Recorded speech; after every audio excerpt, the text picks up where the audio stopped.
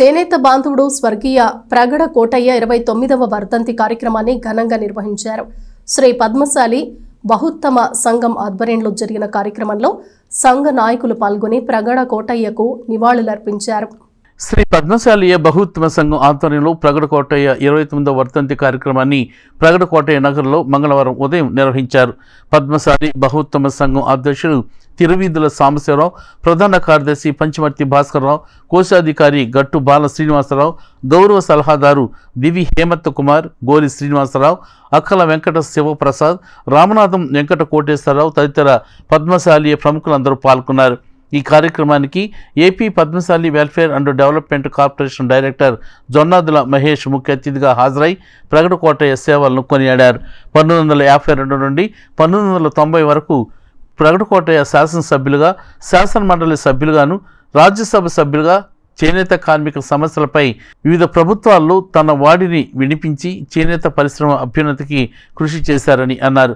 1950 సంవత్సరం చేనేత పరిశ్రమ సంక్షోభంలో ఉన్నప్పుడు 75 రోజులు నిరాహార దీక్ష ఉద్యమాన్ని కొనసాగించి కఠిన కారాగార శిక్షకు గురై తద్వారా చేనేత రంగాన్ని ఒక పారిశ్రామిక రంగంగా కేంద్ర ప్రభుత్వంతో గుర్తింపు సాధించారని ఆయన చెప్పారు. నిరంతరం చేనేత కార్మికుల కోసం పోరాడిన మహామనిషి ప్రగడ కోటయ్య అని పేర్కొంటూ ఘన నివాళులు అర్పించారు. ఈరోజు ప్రగడ కోటయ్య గారి 29వ వర్ధంతి సందర్భంగా పద్మశాలి సంఘీయులు అందరూ కూడా వారికి ఘనమైన నివాళులు అర్పించడం జరిగింది. ఈ ప్రగడ కోటయ్య నగర్లో ఉన్నటువంటి వారి విగ్రహం వద్ద ఈ సంఘీయులందరం కూడా ఈరోజు వారికి ఘనమైన నివాళులు అర్పించడం.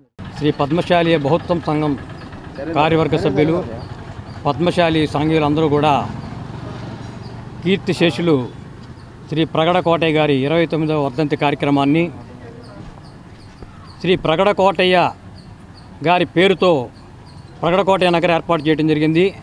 ఈ ప్రగడ కోటయ్య నగర్ నందు ప్రగడ కోటయ్య గారి విగ్రహం వద్ద పద్మశాలి సంఘీయులందరూ కూడా ఘనమైన నివాళి అర్పించడం జరుగుతూ ఉంది. మరి ప్రగడ కోటయ్య గారి గురించి మనం మాట్లాడుకోదలిసినప్పుడు ఈయన 1915 జూలై 26వ తేదీన నిడుబ్రోల్ గ్రామంలో జన్మించారు.